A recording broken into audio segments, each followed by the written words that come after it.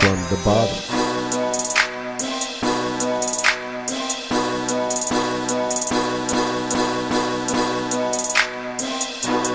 From the bottom. You know we go.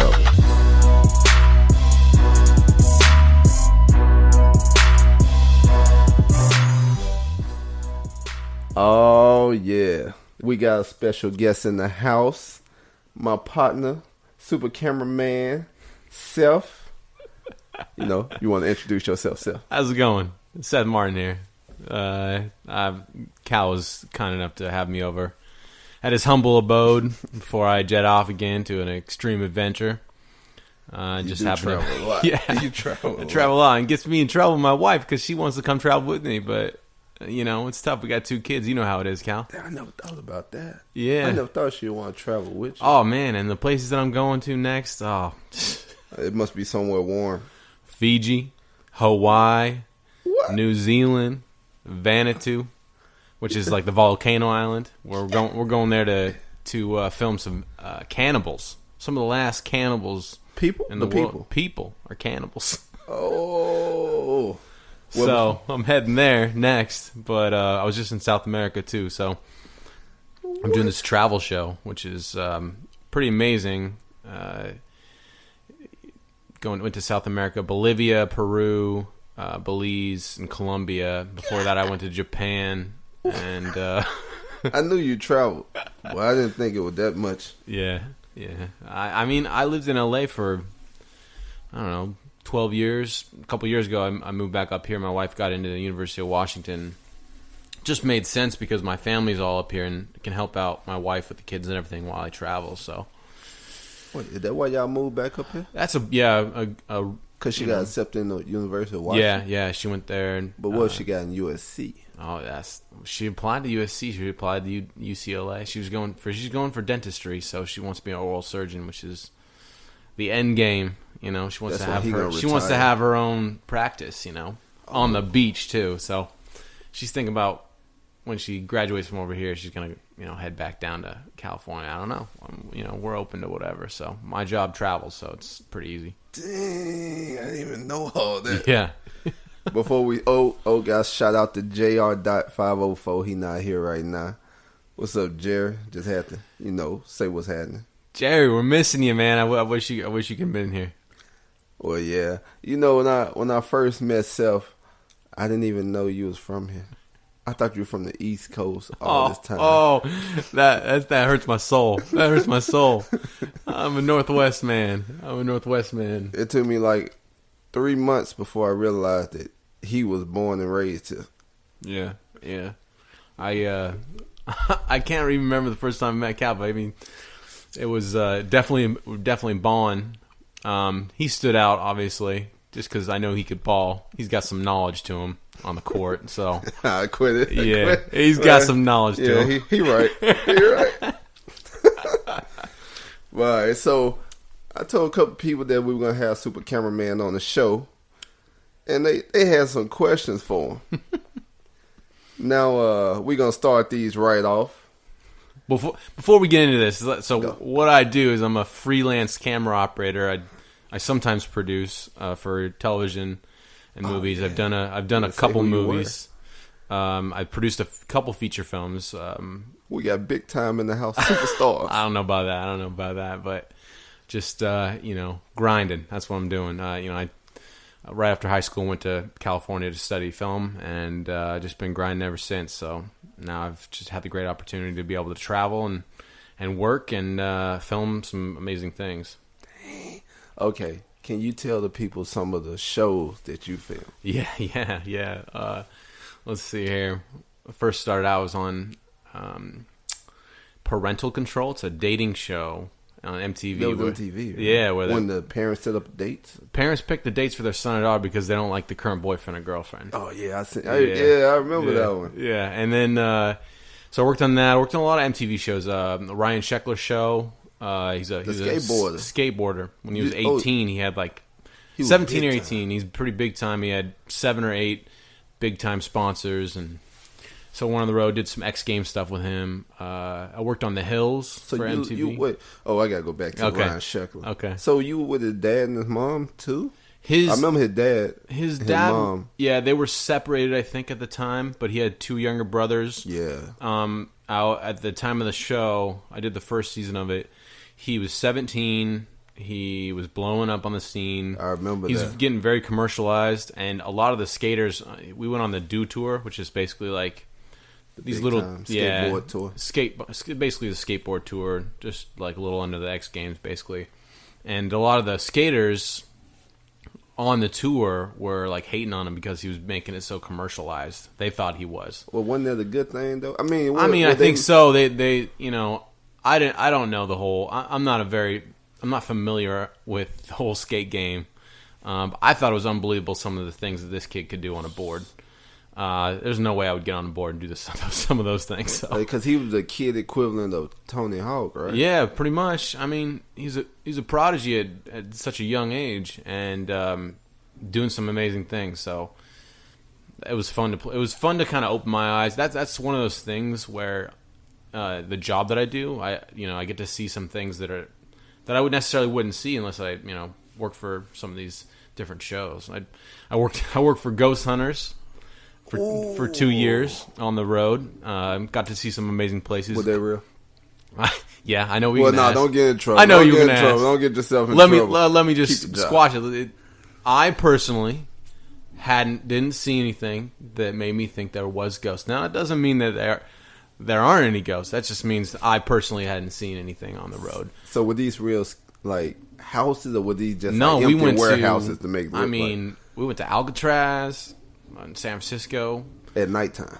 Oh yeah, we did a 2-night event there on Halloween. How many people was with y'all?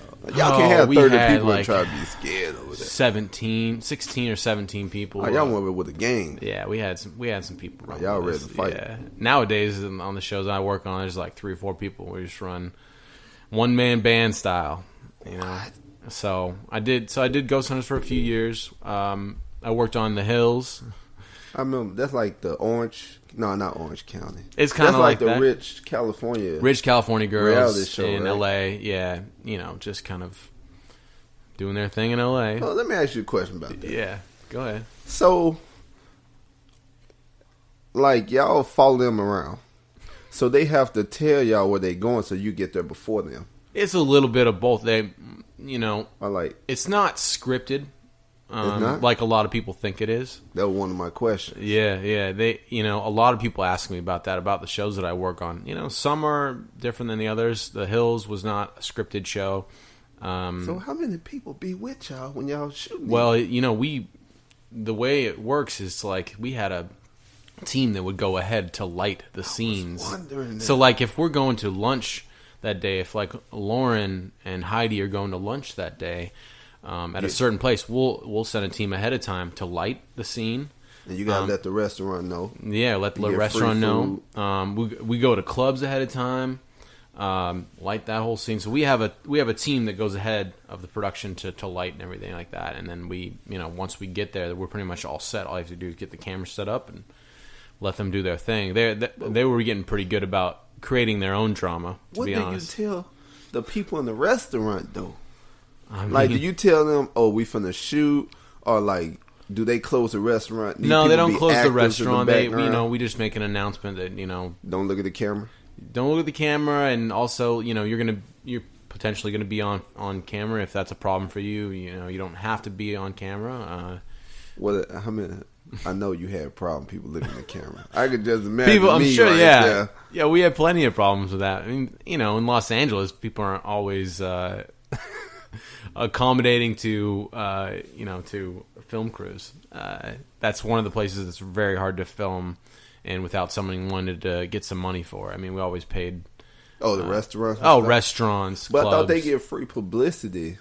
They do. It's a little bit of give and take because you're right. It was one of the most popular shows on MTV at the time, and if you got on that show, if you're a restaurant or a club, it was beneficial to you, but we still paid the fee that we had to pay. And I was wondering why they never went to McDonald's and Burger King and stuff. Every time people go out to eat, it be out in expensive restaurants and stuff. Oh yeah. So the hills, and then I more recently been doing a lot of outdoor adventure shows. I did Northwoods Law, which is on Animal Planet, about game wardens. He get around. Yeah. But anyways, I got a long list of different shows I've worked on. Go ahead, with your questions. I don't want to take up all the time. Hey, this show about you, Seth. Oh man, I don't know about that. Hey, a lot of people can't do what you do and haven't been where you've been. Well, like you, the eyes behind the scene. I do get to see a lot of different things. I've been to Cooperstown for ghost hunters. What's that? Cooperstown Baseball Hall of Fame. I know, but why would you go there for ghost hunters? They thought there was potential ghosts of the Big Bambino. What? I don't know. Hey, I go where they tell me to go. I don't make the tough decisions on top. So how long do they shoot an episode? Like if we're in like one place, there's usually 2 different things in that same area, so we'll take 2 weeks there. So 1 week for one episode, 1 week for another episode, and so the whole episode is basically a week for 30 minutes. Is just 1 week of work potentially. Yeah, it's not just one. 2 I know days. a lot goes into to that. We shoot a ton more than we need, and then they'll pick the good stuff basically of what they do we with get. The old footage. You just throw it away? No, or not like necessarily. Make a blooper reel. You archive it, and they keep it for later. But they take the best of what we got basically. So yeah. Yeah, I didn't even think about that. Yeah, so each day is a different thing. One of the first days is a B-roll day, which is basically getting beauty shots of the place inside and out. Then another day is investigation day, where we actually go in with the ghost hunters and we're investigating. And then on the third day is a research day, which is basically them reviewing the footage. Also going to see a historian of the area to talk about the area. And then like the fourth day is, is more B-roll of the town and of the picture cars and stuff like that. So, yo, that's crazy. Okay. Yeah. Oh, one more. Okay. Yeah. When you in a restaurant, okay, you have to get everybody to sign off before you film. So we have a release team too, which is basically a team of people go in early. That go in early and they talk to everybody and they get them to sign a release for them to be on camera. And they can't leave when y'all shoot. Well, they can leave. Yeah, they can leave. That's not a problem. But it gives us the right to be able to film them and show their likeness on TV. If it was the case where we couldn't get someone to sign, we would blur their face. I was wondering that. Yeah, I was wondering like, what if they say no? Yeah, the laws are. I mean, everybody is always very uproar. If we are in a public place and you're filming someone, you're allowed to do that, but you can't really show their likeness without their acknowledgement. So all the YouTube people. Yeah. God darn Steph, now I gotta go back and edit some more video. If you can get it, it's a good thing I'm not big. The easy way to do it is like if you don't have a form and everything, just get some verbal acknowledgement on camera when you're there. It's the easiest way to show that they're okay with it. Most of the people are probably okay with it. Depends what the subject of what you're filming is. So, all right, when I'm out there shooting my rap video in the mall, I guess I'm gonna have to do that. I might have to assist you with that. All right, which I don't mind. Here goes some questions. All right, you ready? Yeah, throw them at me. What's the craziest thing you've seen in your years of filming? The thing that stand out the most. Oh, the craziest thing. Well, I was doing a show called Rehab with Dr. Drew. Oh, yeah, about people going to rehab, the celebrities. VH1, yeah. Were you there when Bobby Brown was there? No, I wasn't. This was actually the last season they did it, and it was with real people and wasn't with celebrities. Oh. And I really enjoyed that aspect of it because it felt more real. It felt like we're actually helping people. And it's very rare, to be doing some of the stuff that I'm doing and to be so engaged with a show that you are really for.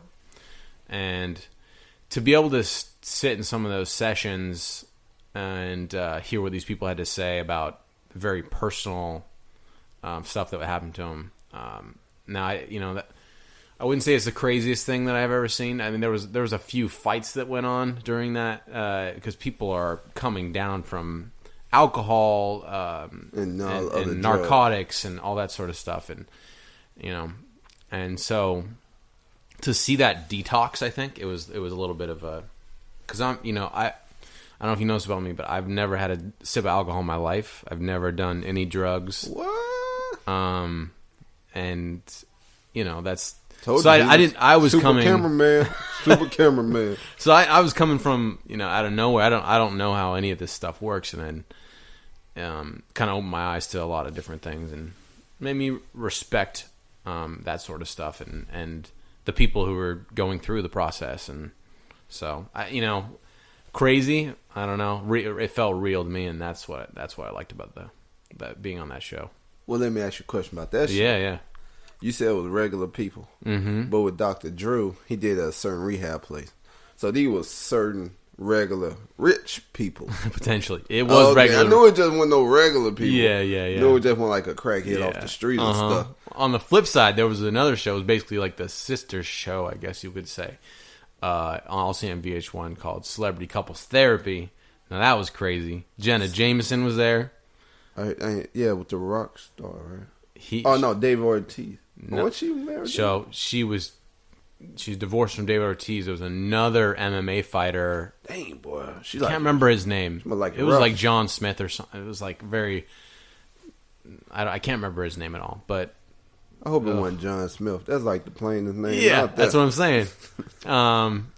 Like B and C celebrities. Juan Pablo from The Bachelor. Him and his girl who got together on The Bachelor were having difficulties because they were living in different cities and being married, which was odd. So it was like celebrity couple. It was therapy. Oh, like marriage. Marriage counseling. And they all had to stay in the house. Like marriage, like on both of them on drugs. Or something. No, the premise is these couples had to stay in this house for like 21 days and go through therapy sessions, and also like it was house reality, so they'd roll on anything. They probably had so many maids and people around. Oh yeah, probably like they was on a cruise ship or something. Yeah, it was. So, I also met the lead singer of Naughty by Nature, who was there. Tretch. Yeah, pretty cool guy. Really cool guy. What season was this? Do you remember? It was 3 or 4 years back. I can't remember the season number. This one, the one with Bobby Brown, right? No, man, Bobby Brown wasn't there. Trying to put Bobby in everything. So yeah, there was that. I was more recently. I was in a car accident on a TV show. That was kind of crazy, actually. I remember you sent me that video. I was hit by a 10-wheel dump truck on the same side. It looked like it tapped you, though. It barely tapped you, and that's all you see is you on the camera, like, flipping. Oh, man. And it's going to be on upcoming Animal Planet show that airs 9 or 10 p.m. on Sunday nights called Northwoods Law. Plug yourself, Seth. Northwoods Law. So in a few weeks that episode airs, and you'll see the wreck that I was in that looked pretty bad. No one was hurt. They don't show you on camera, though, do they? They won't show me on camera, I don't think. But I was filming at the time. I didn't even see it happen. I get hit my side, and the dump truck rolled on top of us. So just super lucky. Wait a minute, count my lucky. It rolled on top of you? Yeah, it rolled on top. Like it T-boned you. It T-boned us, and then it was the first day. Fast? It was trying to turn at the time, and then it locked up its brakes, and it rolled onto our bed of our car. Yeah, crushed the bed of our car, and it was just we had to pry the door open to get the truck driver out, but he wasn't hurt. The game warden I was with wasn't hurt. Thank God. And I wasn't hurt, and we caught it all on camera with 3 different angles. So I know. I was just thinking, I was like, damn, I ain't even beat Seth 1-on-1 yet. I don't think we even played 1-on-1 yet. I know, it just did. I'm open to the challenge, though, Cal. So, wow. All right, what else you got next for me? So, that was the craziest thing. Yeah. What's the scariest situation you've been in? The situation you were like, I don't know if I want to keep doing this. Oh, yeah.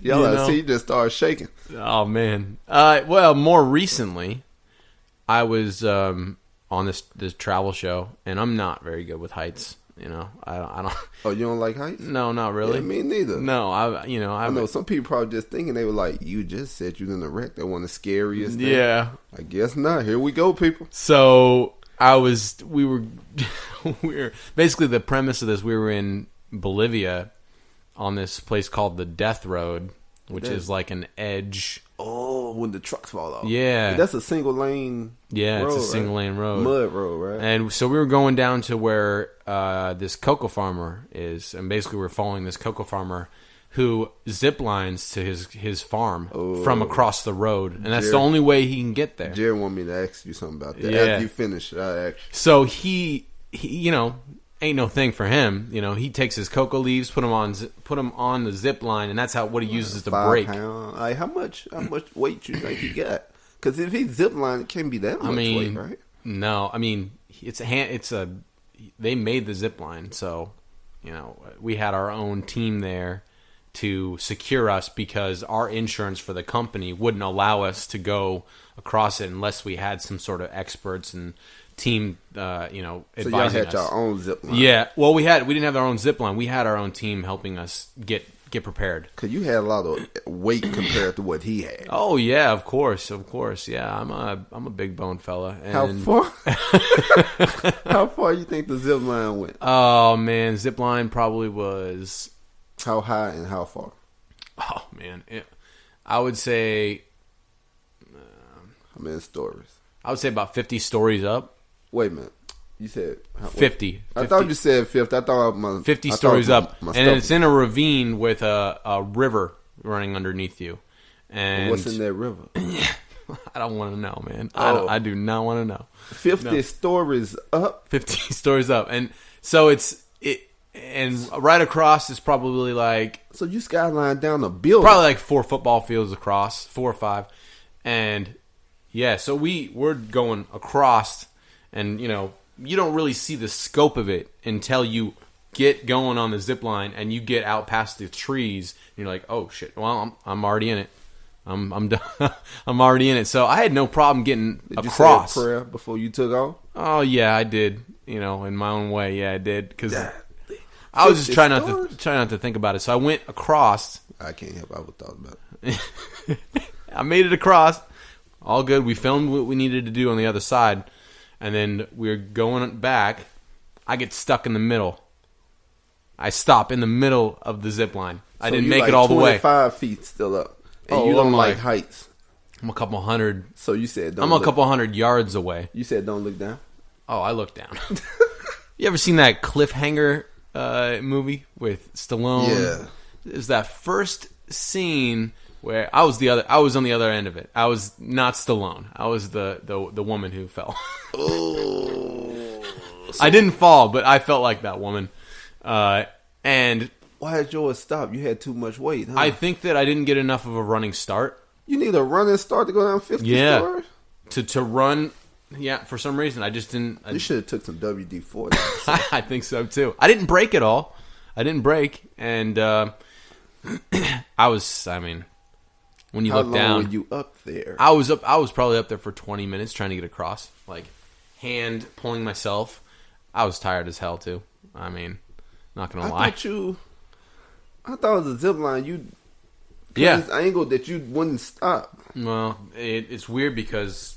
Yeah, for some reason I didn't make it, and thankfully I wasn't the only person. One of the main people who we were filming with didn't make it across either. He had to do the same thing. I thought you were like just sitting in the middle of everybody, like, "Come on, Seth, hurry up!" Yeah, hurry up! We gotta get going filming. So that was kind of scary. That was one of the scariest, and that happened recently. That happened like a few weeks ago. So other than that, like I haven't had a ton of scary stuff happen to me. Well, you said you shoot those wild animals. Yeah. So I'm pretty sure you came across bears and lions and wolves. There was one time when I came across a moose. Mother or male? It was a male moose, but it was hurt, and we were looking for it in the woods. And it got hit by a car, and so one of its legs was almost like ripped off. And we were looking for it in the woods, and we were looking for the longest time. Me and this game warden, just trudging through this. How high was the grass? I mean, it was the woods. It was You couldn't see nothing. You couldn't see too much stuff. And all of a sudden, when he was about to call it off, he's like, all right, well, let's get back to the car. We can't find it. The moose stands up like maybe 10 feet from him. He's like, oh! And he pulls out his gun. I'm like, oh, man. He's like, all right, I got to put it down. Y'all didn't hear this thing breathing? No. Or like it was bedded down. It was bedded down. And how big was it? It's a big, this moose probably was like horses. 600 or 700 pounds. And, I don't know how they can get big, though. And this was up in Maine. And he had to put it down right away because otherwise he didn't know if it was going to attack him. And I had already known that it was hurt. It was hurt, so it was suffering anyways. So after he put it down, I thought he would put it like a tranquilizer. Yeah, he was as scared as I was. He didn't see it, and he was like 10 feet closer than I was. And it was just y'all two. It was just me and him. So you was watching his back. Yeah. You make sure nothing come behind you. Exactly, and he pop. Puts it down, and sure enough, we called some local farmers, came and picked it up, salvaged all the meat and whatnot. So was it with a 22? I can't remember. With a 22? It might have been. It was his handgun. It was his hand holster. It might have been the 22. Probably been the 22. Yeah. So, what was the other thing that Jerry wanted to? Oh yeah. Ask he me. said, "Would you invest in Uber Zip?" Uber Zip. Yeah. I don't know if the qualifications are there yet. I guess you're gonna have to be somewhere with a lot of trees and hills. Well, in that place, that means Uber Zip would be a smart thing. Those people could probably take you over. But I saw them take their children over, and they tie a rope around them, basically around them, and then they bring them over. There's no security with them. What? I guess it's normal for them. It's normal. It's an everyday thing for them. They do it every day. But how? Okay, it's like tying your shoes. They go down. There's one side that goes down. The death road back up. The death road is there's two roads now. One is the death road, and then they built another one that's a little safer. We were on the death road. Death road, though. Well, some tourists, they like to do it. The thing about going over there, they rent bikes. They take them to the top, and then they mountain bike all the way down the death road. And there's no barrier. There's no barrier, and it's. And how far you drop? Oh man, how many people you see fall? Higher than you're up 12,000, 13,000 feet in elevation. So you come down fast. You better not mess up. Yeah. And that's another thing. Acclimating to that sort of elevation, like Denver. Oh yeah, that. And then I went to Peru and Lake Titicaca, and it was like 13,000 feet. It's kind of hard to breathe. It's like heavy on your heart, especially when you're sleeping. See, he going to those places. That's the one they check for the cocaine. Yeah, cocaine. Yeah. That was down. Wait, is Peru in Medellin? Peru and where? Where is Peru at? Peru is South America. It's right next to Bolivia. So Bolivia is just below it, and Peru's on the kind of northwestern side, and it's on the ocean. I do got a question there. Yeah, you be in all these places. Mm-hmm. And how many of y'all is it? Well, this 4 people. So 4 people.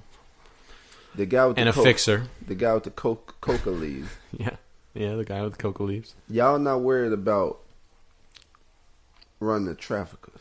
No, the thing is, like, for many, many thousands of years, these people have harvested these coca leaves, and they eat them. You see the people eat them all the time. They chew on them because it gives you a lot of energy. It doesn't make you tired, obviously, but it's something that those people have always done. Trafficking has only been a part of it for not that long. But I thought these leaves have been forever. This is part of their export business. There is people that do it illegally. This is a government sanctioned thing over there, and Bolivia is one of the number one places for export.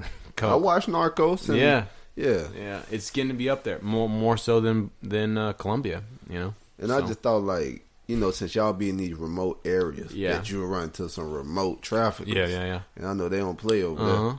And I went to Colombia after that to Escobar's vacation house that he dedicated to his daughter, and they now have a paintball set up there. So they have tourists come and they can paintball on Escobar's property, like they can with gunmen around. Oh yeah. I met Escobar's his bodyguard. I met his bodyguard, and I met his number one sicario hitman who had just spent 22 years in prison, killed over 250 people. Wait. Wait a minute. I just met him. You just said you met the guy. Yeah. His number one hitman. Yeah. His name is Popeye. Well, everybody calls him Popeye. I think he was in the Narcos. He was in Narcos. I don't think he had his name in there. He's also in this new thing, the Drug Lords. Yeah. Wait. Yeah.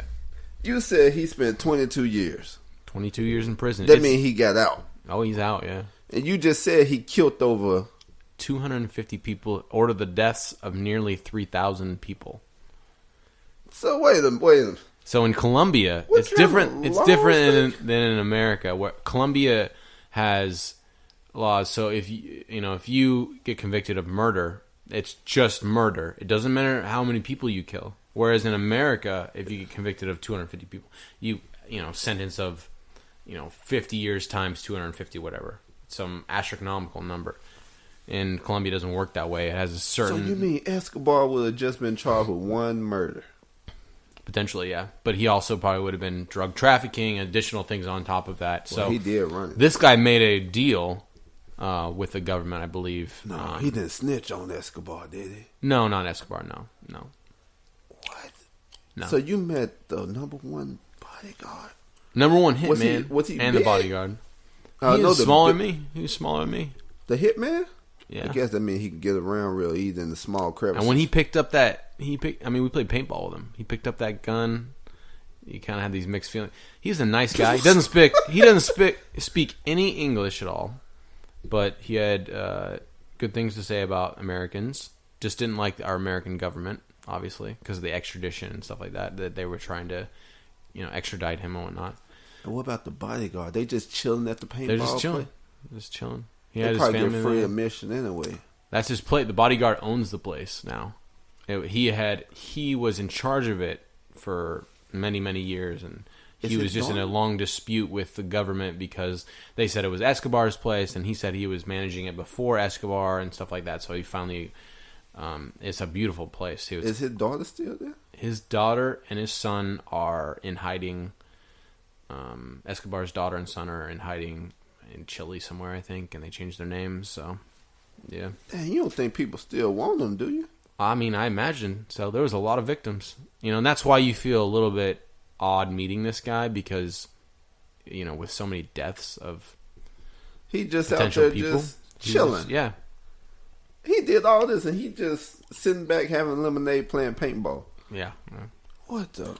Yeah, you can check him out. Like just look him up, Popeye. He's in a ton of articles. He's done I think he's written a book. I'm gonna look him up while we talk. Yeah. So, all right. What else you got for me? Okay. Wow. Hold up. Wait a minute.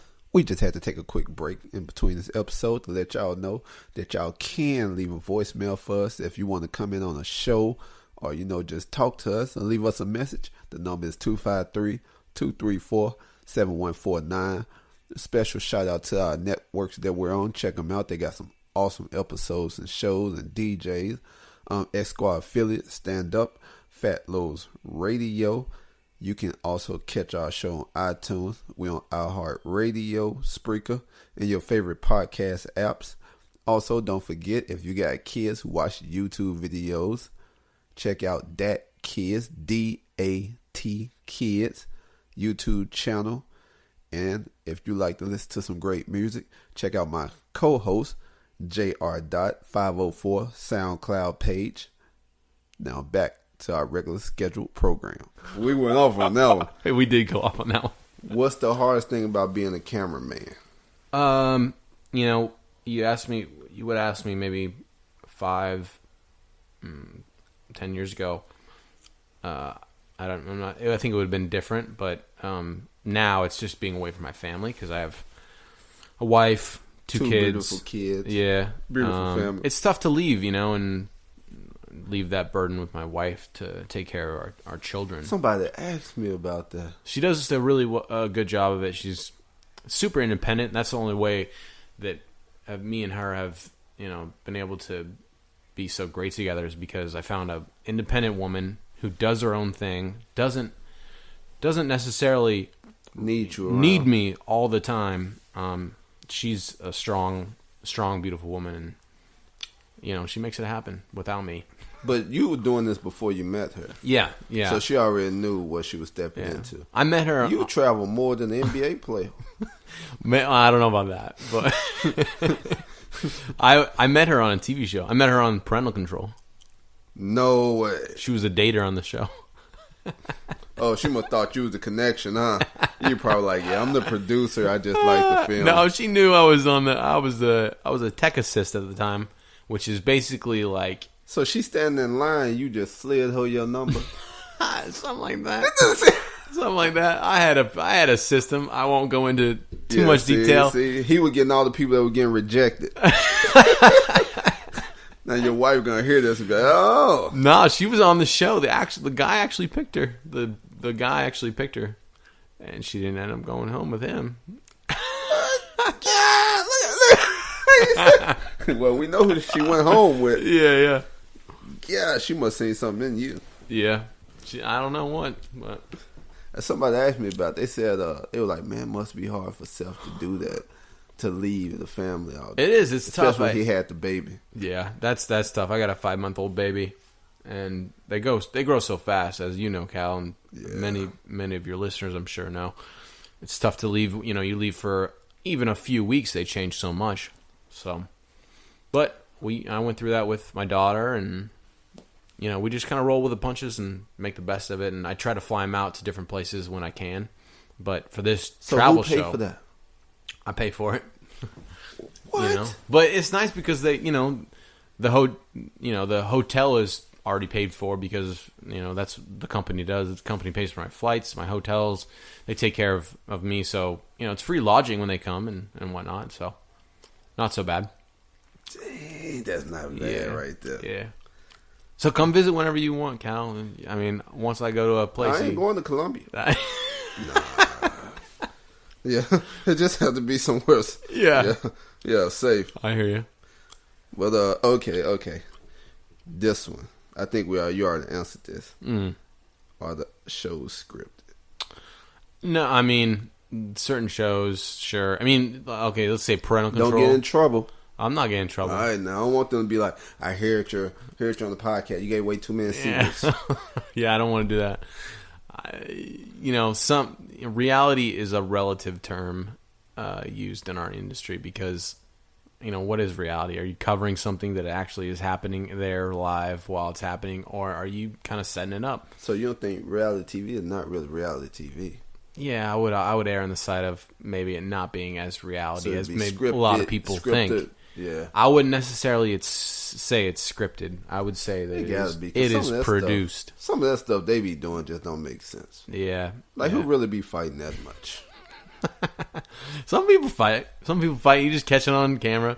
I mean, the one show that is absolutely real is the Real World. Did you do Real World? I didn't do Real World.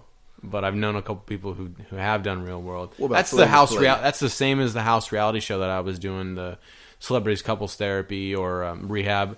It's basically you have these people are staying in this area and they are constantly being filmed, like 24 hours a day, 7 days a week. And they probably get tired of y'all. Oh yeah, they get tired quickly. I mean, when you get a camera in your face when you wake up at 6 in the morning or whatever. So y'all just be standing over them with the camera, wait for them to wake up, or do y'all like be? Well, there is cameras in each of the rooms. They're like RoboCams. So, like I usually had the morning shift, so I would, the director would be like, all right, Jenna's going to get dressed or whatever, so go and film her or whatever. I'm like, all right, cool. So I would get a directive to go in there, and then, I have the director in my ear. So he's got they be in the bathroom. Well, they got bathroom shots too. Yeah, they do. That's and potentially one thing I always wondered. My girl be watching that like Real World, or Yeah. MTV Challenge or whatever, is when they trying to sleep together. Yeah. Why do they get under the cover like that really matter? Well, because they know that there's a camera in the room. They know that there's a RoboCam in the room. There might not be a cameraman. Yeah. Because everybody's gone home for the night, but there is someone who is controlling those cameras in all the rooms. So somebody's 24-hour watch. Yeah. Waiting for the good. Yeah, waiting for the good stuff. Oh. So they know. That makes sense, because I was like, what are they doing? Why they don't do it on top of the cover? Yeah, exactly. Yeah. So that makes sense. So scripted, produced, yes. And very few shows are real, but the one show that is real is the Northwoods Law Animal Planet show I do, because it's like, hand in glove. We work with we work with the game wardens, and they see all the cuts. We don't, if So we do they get get into to pick something, 'em? it's kind of like a lesser cops. It's like you ride along with these guys, you get into whatever you get into with them. Shootouts and everything. Yeah, whether it be shootouts or whatever. I haven't been in a shootout with him, God willing, thanks. You ain't rolled with enough rappers then. No. I haven't. No, I haven't. Ooh, so I got a question. Yeah. You ever think they'll do a reality show in the hood? Which, probably. Has that happened? Would you take that job? I'd definitely take that job. I love meeting new people, whether it's, a Colombian drug lord or yeah, you're right. Yeah, you already met a dude who killed over 80,000. Yeah, or a person searching for ghosts, or a high class girl in LA who's wants jewelry. I don't know. I love meeting new people. That's one thing about me. I have a personality that loves. I just talk to people. Yeah, so. he do. He come in the wild like a celebrity. I don't know about that. So let me ask. So, can you do poetry? Can I what? Do poetry. I don't know. See, because me and Jerry got this thing called freestyle poetry. Mm-hmm. And, since you're a cameraman, yeah, I'm like, we should do it centered around the word cameraman. Okay. So, you know what? One thing that's funny. It's off top of the dome. It is off the top of the dome. I used to, when I first was in school in Santa Barbara, I used to do an internship in Los Angeles, and I would stay with two different people. It would be, so like Monday and Tuesday nights would be my internship, and then I'd drive back up there. So I would stay in Santa Monica on the beach with my friend Parker, and we would play ball and head down to the beach, head down the promenade, 3rd Street. So that was $1 million place you would stay in. It was a nice place. And then on the flip side, I would stay with my friend near USC in the hood, and he was a beat maker. I heard about USC being in the hood. Yeah, he Just had bars. can't see it. It was a dead end road. So whenever I went and hung out with him, he used to do beats, and we used to freestyle all the time. Now, so I'm not claiming he's a rapping cameraman. I ain't claiming to be good at all, but I used to just freestyle with him, and it's a good form of therapy, to be honest. It is. Well, yeah. Well, we don't know. We just started the freestyle, just off top of the dome. Random word. You want to try it? I'll try it. I'm not going to be very good at it. I'm going to tell you that. I'll let you go first. Okay. You want me to go first? You probably should go first.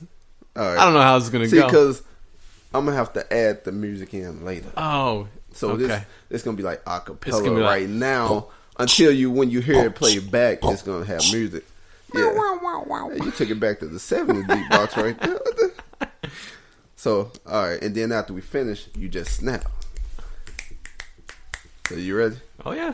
All right. This off top of the dome. Mm-hmm. So, I'm trying to get some words together in my head right quick before I start. Okay. Cameraman. You film me. I run. I make up fights. I act like I have a gun. It's cameras everywhere. I gotta act like I don't care, so I don't brush my hair. You put the camera in my face. You said they get mad, wanna spray you with mace. You meeting drug lords. Yeah. High class escorts. rich people, with some that probably do porn. You travel all over the world. You're pretty amazing. Cause you only got one girl.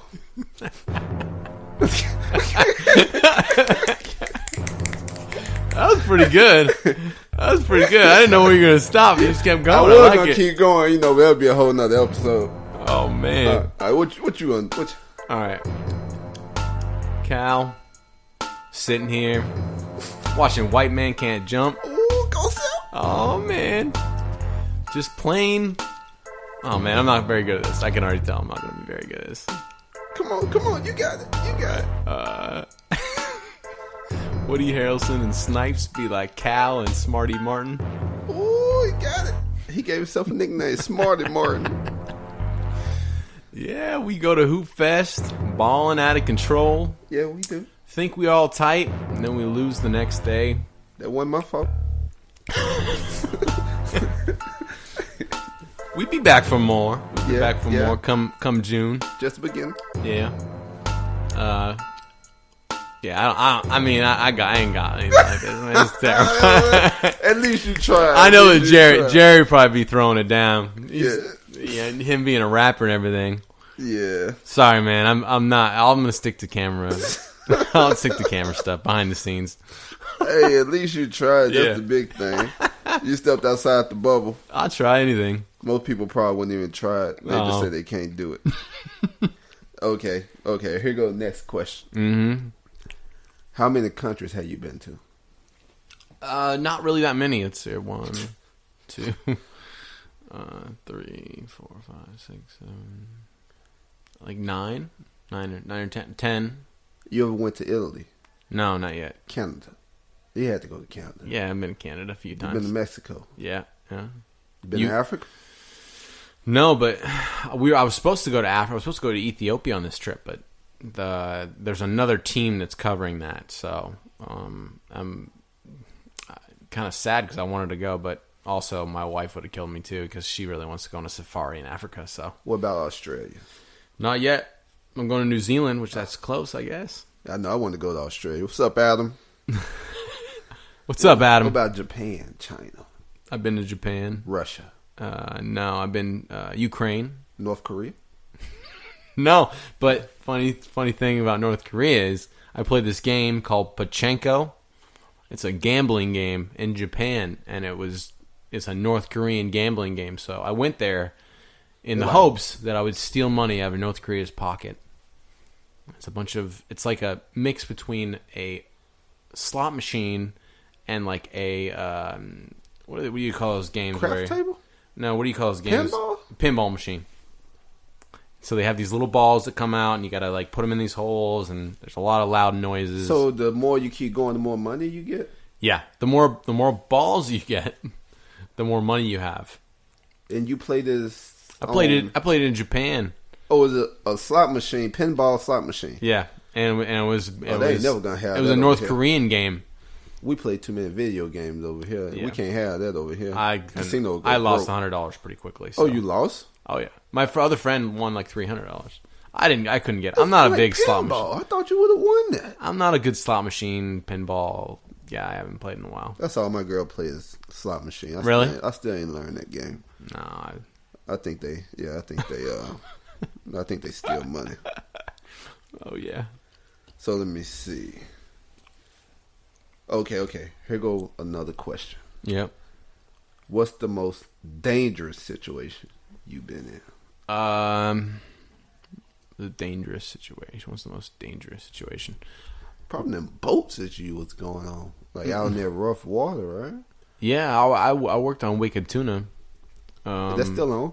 It's still on. They called me. They just called me to do it again, but I couldn't because I'm doing this other show. So I recommended one of my friends, but so you could recommend people? Yeah, people. Yeah. So but they gotta have their own equipment. No. Like so I mean, tell me. So you can like recommend somebody from the Y.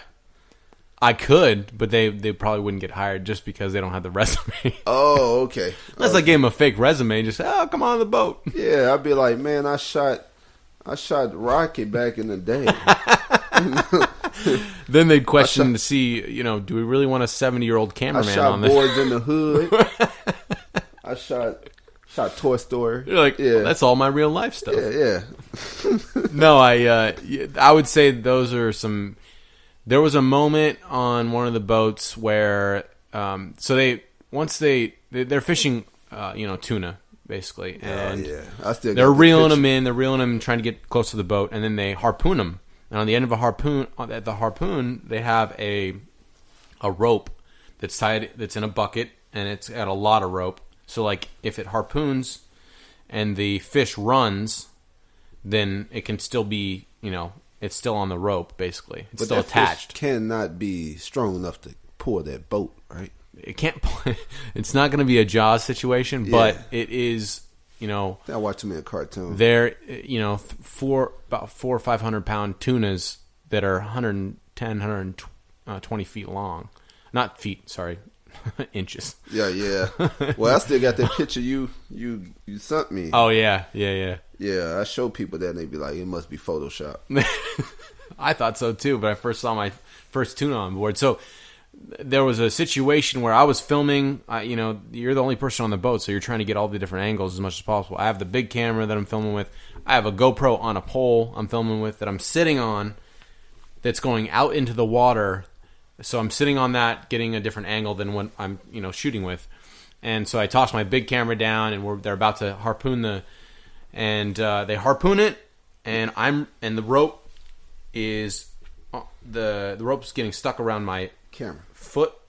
So I jump out, it grabs the pole, it gets tied around the pole goes, and the GoPro goes into the water. I'm like, oh shit. Did you get it back? I got it back. It came back up. Because you had that little orange floated thing on. Yeah, I mean, it was... How long did y'all stay there for it to come back up? Well, they wanted to get the tuna. So, at the end of the rope was the tuna. So, when they got the tuna, the GoPro and on the stick was... but they had a whole behind-the-scenes episode that featured that on that show a couple seasons back. So, damn, I have to check that out. Yeah. That was kind of scary because... they had told stories about, people you get caught under there, you're dead. You're pretty much dead, Unless you have, I carried a knife on my person at all times, just in case that something happens like that, so you can cut away the rope. But this is a thick rope, though, right? This ain't no regular rope. No, it's a thick rope. It's a small, thick rope, but it's still. And how long you think it would take you to cut through it? It'd have been tough because you have been underwater. I've been underwater. Plus, I'm getting trailed. I'm getting pulled in with this with the tuna, and it's cold. Yeah. Dang. So what's funny is you just said that tuna. I just took a cruise recently. Mm-hmm. Well, I guess. Did you eat some tuna? No, I didn't. But it's good. The thing that I was thinking when I was out in the water. I don't know why I just thought I was going to see like dolphins jumping out, octopus coming up, a whales jumping out, a fish or something. Yeah. It wasn't nothing out there. Nothing out there? Nothing out there. Oh, man. That's disappointing. Yeah, I know. Who you telling? I should have got my money back. Yeah. All right. Okay. Let's see here. Okay, it's a hard one. A lot of people want to know this one. Of course they do. Have you ever shot an adult film / porno? Moment of truth. Here we go. I haven't shot an adult film, but I have edited one. A few. And is there a lot of footage for those? There's not too much footage, but like, so my friend did graphic design for it, so like covers. And he knew one of the guys who had his own thing or whatever that needed someone to edit the videos at like $150 a pop. And I could usually do them in a day. Just being... Well, how much footage you got? Not much. You got to make sure you got the right angles. I mean, when you think about a porno, you're not cutting too much stuff. Yeah, I put a fancy little intro on it, like with some music from my beatmaker friend, Swarm. Oh, so they had one of those with them scripts before it started. So like for instance, one of them was like these two girls getting out of this fancy car walking into this like pool side place. That fancy car probably. And so I would cut it up with this pretty sick soundtrack that my friend who I was with in USC, his name is Squirm. He calls him Squirm. Himself Squirm. Wait. What? His nickname is Squirm. That's his nickname, yeah. His nickname is Squirm. Yeah. Black people have some this names. has nothing to do with nothing to do with the porno either. Oh no, he's a beat maker. People you know named Squirm. He's from Orange County too. You sure he wasn't in the porno business? I don't think so. How you get the name Squirm? I don't know. I mean, if you have the name Slimy, you know what one thing leads to another. Yeah.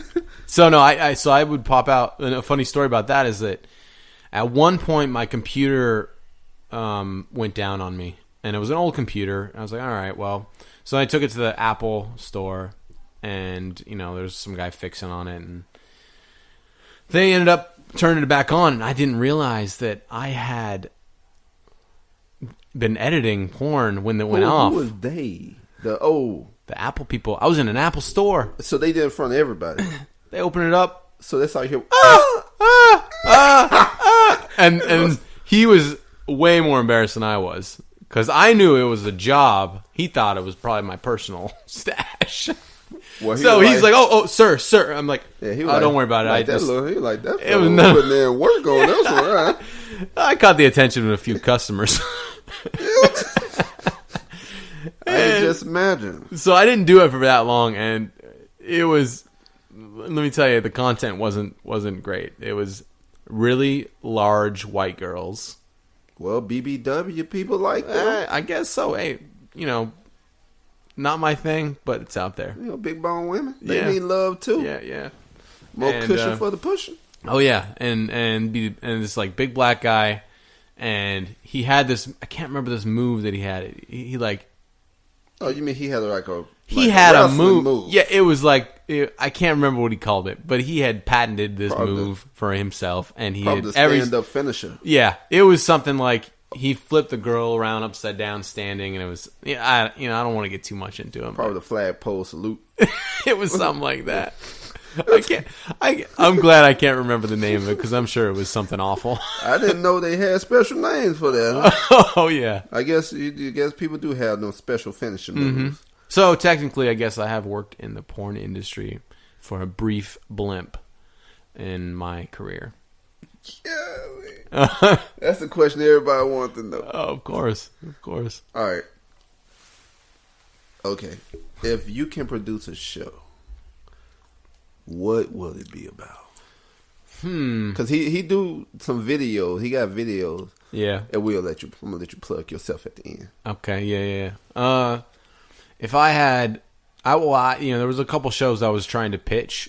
One was, I don't smoke weed at all, but one was about this. Oh wait, don't give it out just in case somebody try to steal it. Okay. You still working on this one? I'm still working on it. I want to be a cameraman. Okay. It's about weed, and it's about more so. It's about the security company that provides security for these companies. Across state lines for these big buys, these legal big buys, when they're bringing pounds and pounds of weed across state lines to other companies. Stuff. Yeah, oh yeah, and so I was kind of interested in that, just because it's socially relevant right now. A lot of states, it's still illegal in a lot of states, and in the West Coast, Colorado, California, Oregon, Washington, They get high over here. They get high. So it's not one of my personal, I've never done it, but I still believe it that, I think it's everybody's right to be able to at least try it, and it's medically good for people too. You sure you haven't smoked? I haven't, but I probably have had a contact high from college when my two friends who were brothers from Maine used to do it all the time. Don't be snitching on here now. Don't be trying to get I'm not naming names. Yeah, I don't want them to hear it. And they be like, I knew he was going to tell on me. One's still in Santa Barbara. He's a writer, and the other one is he still smoke. Yeah, the Dugray brothers. They're French Canadian, just like me. You still putting this stuff. Look at you putting the name. Oh, come on, Seth. Can't be out here. There's a lot of Dugrays. Get stitches. That's true. That's true. They wouldn't mind. I had some good times with those guys. Those are my brothers from another mother's. And I would say, I'm passionate about sports. Obviously, you know that. Yeah. I love sports, but I love local sports. Maybe if there was something I could do to help bring the Sonics back to Seattle. It just came to me. Yeah, go ahead. What is it? You want to tell me off camera, off audio? Well, no, I'll tell you. Tell me now. Tell me now. What if we shoot video of the professional players who don't get no playing time? Ooh, you mean like people who are on the team that aren't getting any playing time? Yeah, they never get no camera time either. They ain't getting camera time either. Yeah, the only problem is they're under contract with like the NFL, the NBA, so there's probably certain obligations as far as being filmed. So they can't talk? You can't even affiliate. We can probably get them in interviews, but we can't affiliate. We can't show anything like NFL, or we can't show anything NBA because it's very restricted. They're well, I mean, they can talk. They just can't talk with their jerseys on. Potentially, yeah. I mean, that'd still be cool, though. I mean, because you can still say who they are, and you can say who they play for, right? Yeah. I was trying to produce a show about the Seahawks, about my uncle, who is an insane Seahawks. Is it the Hope guy? He's the Pope, the Sea Pope. Oh, he was inducted to the Seahawks Hall of Fame in the last couple of years. Did he get free tickets to the game? I don't know if he gets free tickets or not. He's got he's a season ticket holder. He don't got to pay for him since he is in the Hall of Fame. He is technically in the Hall of Fame. I don't know if they're making him pay for him. He's got the Hawk One, which is like a tailgate thing that they do every day before every game, basically every home game. They're there at like 6 a.m. setting up. That's too early. In their spot. Ain't no wings that good. Yeah. I don't. Anyway, so something sports. Like, I'd love to bring help bring the Sonics back. Oh, that'd be nice. Yeah. I wouldn't mind going to a game. At some point, the Sonics are going to come back. I just don't know when, so. I got to learn how to vlog more. Yeah. I keep stopping. Okay. All right. We almost close to the end, y'all. Okay, all right. What would you tell an aspiring camera person? What kind of knowledge would you share before they get in this treacherous camera game? I paid my dues early on. As you start out, as a production assistant, basically. Even after you've already intern. Yeah, not an intern. Production assistant is kind of like someone who fetches the coffee. Who's like, everybody's basically mule. To do different things. So you're the bottom of the barrel. Yeah, and that's okay. That's okay to be bottom of the barrel. You got to start somewhere, and the bottom is the best place because for there to be a bottom, there's going to be a top, and you're going to have to aspire to become that top. And I think that if you try to soak up as much information as possible, people are willing to teach. If you're willing to listen, and I think too often in especially in this generation with short attention spans, social media, all this stuff, man. People aren't willing to listen to their elders like they did in previous generations. Not saying I have a ton of knowledge about things, but I think you find someone who does have knowledge, you learn from them, soak it up, and you're going to make mistakes in this industry. That's granted. I have, and if you have a good work ethic, and you can, my fault. It's all right. If you have a good work ethic and you're willing to grind out, I think that I think that it'll you'll move up fast. That's all I aspired to be ever since I was 16 years old. I knew I wanted to be in the film industry, and I didn't know what capacity. I didn't know what I wanted to do. I knew I wanted to make movies in some sort of fashion. And if you're passionate about something, about your dream, I think that just grind it out. That's work hard, grind it out, and the rest will come. So would you start your own production company? I'd love to. I've been in talks with a couple people. But don't you trying to need do a camera though? We have access to cameras. We have access to cameras, rental houses and stuff like that. I have a couple people who are from the Northwest who I've worked with on other shows that are. We've been trying to put something together. It's so tough because we all have great ideas, and we've done this for so long, that we want to kind of work together to create something of our own, and not keep working on these other shows that are, not necessarily. I mean, the shows that I am working on, I really love, but there's something about having something that's your own and yours compared to something that you're working on. You feel more invested about it. Yeah, you got a point there. So, just like this, man, this is great that you're doing this this podcast, and I'm glad you're having me on this, man. Appreciate it. Well, yeah, sure. You got a lot of stories. I can go on and on, but I don't want to load up your hard drive. All right, y'all. We're going to get ready to call it a wrap. All right, Seth, this is the time you plug yourself. All right. Let everybody know where they can reach you at, or what you're working on, or what show you want them to tune into. Yeah. Yeah, I mean, I'm not very good at plugging myself. Come on, Seth. Come on. You got it. Let's do it. I would say, check me out. I have, if you check me out on Vimeo, just Seth Martin, check it out. I got some videos up. How you spell it? Seth Martin, SethMartin. You'll see me holding the camera. That'll be my profile picture. But check out some of my videos, my reels on there. Basically, I send to different companies in order to get jobs. Also, I have some videos on there. Like my daughter does a pretty funny rendition of Chris Berman style rhetoric for fantasy football. Is she on your channel? Or she have her own channel?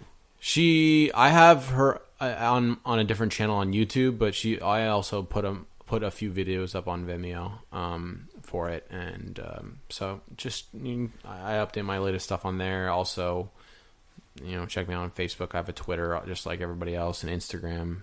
Instagram's Sethers 009, I think. I can't even remember. That's how much I plug myself. See, you gotta be ready for this stuff. Yeah, you can't be traveling the world.